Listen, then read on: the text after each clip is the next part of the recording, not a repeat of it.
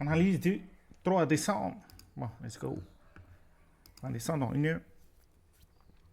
On a quasiment les mêmes niveaux qu'on a marqué hier. C'est-à-dire, là, c'est notre breaker block. Maintenant, qui peut agir en tant que support.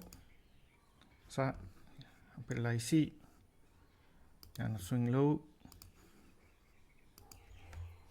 Ça, c'est notre swing low. Et au-dessus, il y a notre order block. Pour le moment, agit en tant que résistance. Donc, c'est les niveaux les plus importants à surveiller par rapport à Bitcoin. Et ça, c'est notre breaker block. Ah. Après, si on marque juste au-dessus, ben, il y a notre MSB. C'est-à-dire que pour reprendre une structure haussière, il faut au minimum pouvoir casser ce niveau. J'ai des couleurs pour différencier avec l'ouverture de la journée. Ah. Donc, c'est les niveaux à surveiller par rapport à Bitcoin. Maintenant, il y a un point intéressant, c'est la liquidité qui se trouve là ici. C'est là. Parce que, pourquoi c'est intéressant? Liquidité. Ah. Pourquoi c'est intéressant? Parce que c'est le dernier moment où le marché a essayé de vendre avant de commencer la montée impulsive et de casser notre MSB qui se trouvait là ici.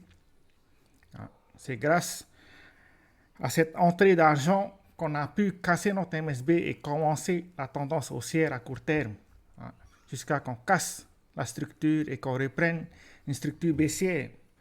Donc il y a des probabilités que ça devienne notre prochain point bas. C'est-à-dire que le marché vienne attraper la liquidité avant de rebondir et d'aller chercher des niveaux plus hauts. Il y a des probabilités de faire ce genre de scénario. Ensuite, si jamais la résistance, le support, le breaker block arrive à tenir, ben, il faut surveiller notre MSB. Si on casse, soit on fait un fake out et qu'on consolide et qu'on reprend une structure baissière avant de vraiment casser et d'aller chercher des niveaux au-dessus. Voilà.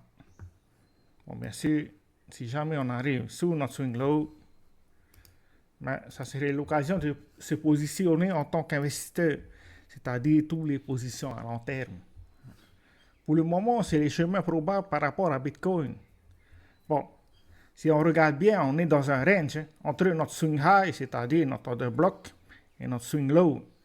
Le marché consolide dans cette zone avec on appelle ça une intrastructure, c'est-à-dire que entre ces deux niveaux-là, on a une structure haussière en premier temps, et là on vient de commencer une structure baissière en deuxième temps. Tout dépend de sur quel niveau on va rebondir. Si jamais ce niveau-là tient et devient notre support, ben, il y a des probabilités d'aller chercher les 100 000. Mais bon, pour le mois de décembre, je suis plutôt haussier par rapport à Ethereum. Parce que Bitcoin a eu son moment. C'est-à-dire que tout le mois de novembre, si on regarde bien Bitcoin en monthly, ainsi, il a fait 37% en un mois. Il a cassé la structure qu'on avait depuis mars 2024 et en un mois, il a fait 37%. Pour le moment, Ethereum n'a toujours pas eu ça. Il est toujours sous les niveaux de 2021 d'ailleurs. Mais il se trouve à proximité des niveaux de mars 2024. Donc, il y a des probabilités qu'il aille chercher les niveaux de 2021. C'est pour ça que pendant le mois de décembre, je vais plutôt me focaliser sur Ethereum. C'est-à-dire analyser de plus en plus Ethereum pour pouvoir essayer d'entrer au bon moment. Par exemple, il y a cette zone à surveiller. Pardon. Par exemple, il y a cette zone à surveiller. il y a des fortes probabilités qu'on réagisse au niveau de cette structure. Parce que la dernière fois qu'on a atteint ce niveau-là, ben, le marché n'a pas réussi à casser ce niveau-là. Au contraire, on a eu une forte baisse. Et on est même parti chercher des nouveaux points bas. Donc, c'est une zone très, très importante à surveiller. Maintenant, pardon, ce qu'il faut vérifier, c'est les points les plus importants. Comme cela. Ah. Par exemple, là, ici, c'est un nom de bloc. Donc, c'est très important à surveiller. Si jamais on arrive à faire un pullback et que cette structure, par exemple, tient, mais il y a des probabilités de se placer sur le marché et au minimum de viser la zone de résistance qui se trouve à ce niveau-là. Donc ça, c'est une probabilité. Maintenant, il y a toujours le deuxième scénario où on vient toucher un bloc qui se trouve là ici avant de rebondir et finalement aller chercher cette zone. Donc, c'est deux chemins probables par rapport à Ethereum. Bon, si jamais il y a assez de demandes, parce que pour le moment, on peut voir que dans cette zone-là, le marché arrive à tenir. Parce que précédemment, c'est-à-dire que depuis ce moment-là, c'était un ordre bloc et le marché a vendu fortement. On est revenu, on a touché une première fois. On a fait un pullback, puis on est revenu plusieurs fois pour essayer de casser, mais sans succès. Et on a finalement eu une bougie impulsive. Donc, ça pourrait agir en tant que breaker block. Donc, c'est un autre niveau important à surveiller. Voilà. C'est pour ça que ce type de scénario, probablement comme ça, pourrait se produire et qu'on aille chercher au moins l'ordre bloc qui se trouve là ici. Voilà.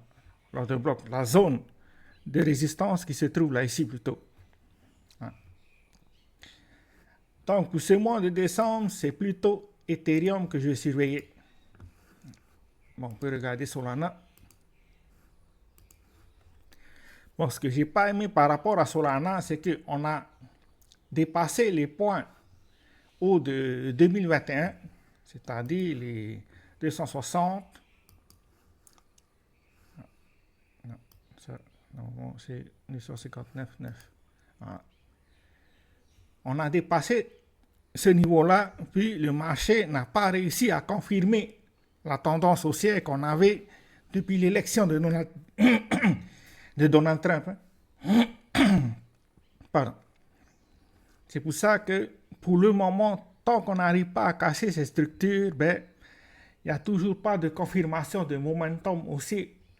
La structure est haussière depuis la cassure de ce niveau-là.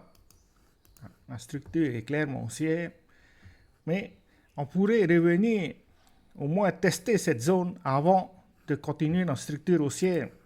C'est-à-dire qu'il y a toujours des probabilités qu'on vienne là ici, avant d'aller chercher les niveaux des 260. Sans oublier, il faut faire attention au gap qu'on a laissé. Parce que sinon, si jamais ce niveau-là ne tient pas, ben, on va venir combler nos gaps avant de reprendre une structure haussière.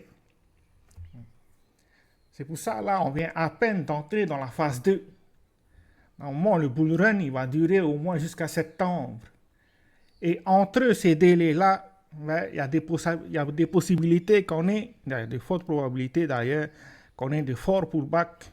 Et ça serait l'occasion d'entrer sur le marché. Dès que vous voyez Bitcoin corriger de 5 à 10% en une journée, ben, ça serait le moment de se positionner sur les altcoins. C'est tout ce qu'on a pour aujourd'hui. Ciao, ciao.